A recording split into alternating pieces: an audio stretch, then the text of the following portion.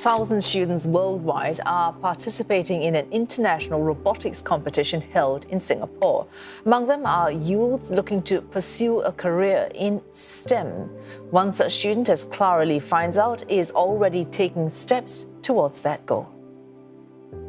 This courier drone helped deliver medical supplies during the COVID-19 pandemic.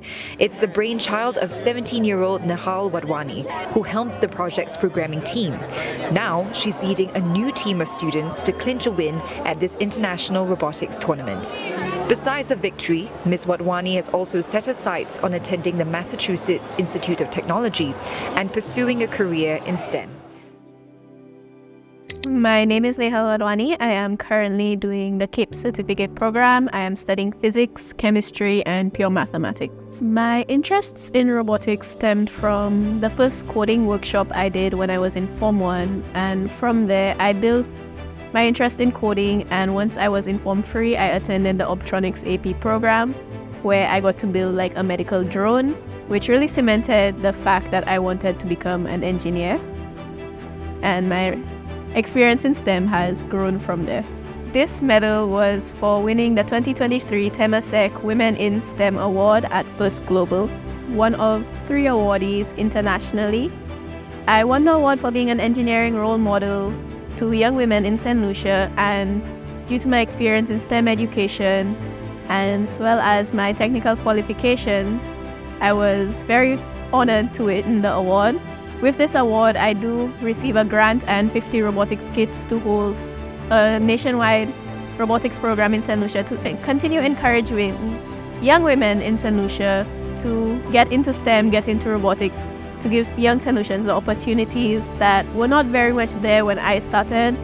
So definitely a big thing to get the youth involved. The first global competition was about bringing countries together to solve a global challenge, a global problem. This year's theme was Hydrogen Horizons, where we wanted to use hydrogen as an alternative energy source in replacement of oil, petroleum, etc.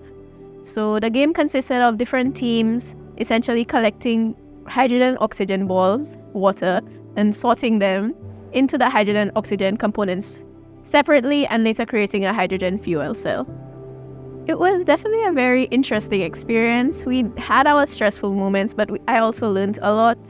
During the challenge, we also had an opportunity to create our own proposal in which we looked at ocean thermal energy conversion and how we could improve that system using a different working fluid and solar energy. We met with our sponsors, Lucilec, to discuss that problem and kind of go over that proposal.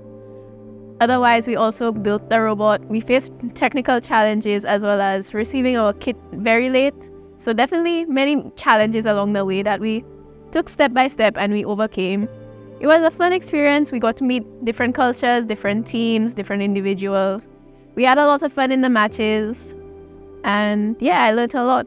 I was qualified due to other projects I've done during my time at SPICE. I built a magnetic levitation system. I've won awards for physics, mathematics, etc. So I was qualified to take part in the program, which is when Optronics reached out to me. I was an intern at the time with them doing software and web development. So they reached out to me, I applied, and I got accepted as team captain. During that time, I also facilitated 2 STEM programs, really cementing the fact that I wanted to do something involving the youth and STEM education. It was definitely very scary at first. While I had leadership experience, it was never to lead a team and represent St. Lucia on a global scale. So it definitely was very nerve-wracking, but I had a good team. They supported me all throughout. They coordinated with me well. I was never really behind anybody to do their work. We worked hard, had many sleepless nights, but we got it done. We tried our best, and yeah. We ranked 129th out of 191 countries, and I think ranked 5th in the OECS. I'm looking into getting into a university to study biomedical engineering or mechanical engineering, and I hope to continue also pursuing STEM education, ensuring every student in St. Lucia who is interested in STEM has the opportunities. So definitely making plans for that and making plans to continue my own career and professional development. As much as the tech field is male-dominated, there is a space for women. There is no need to be scared. There is no need to doubt yourself. There is no need to hold yourself back because you feel that there is not a space for you. There is always a space for you, and you can always create that space for yourself. It's just a matter of self-confidence and ensuring you take the steps that you want to see happen in your life.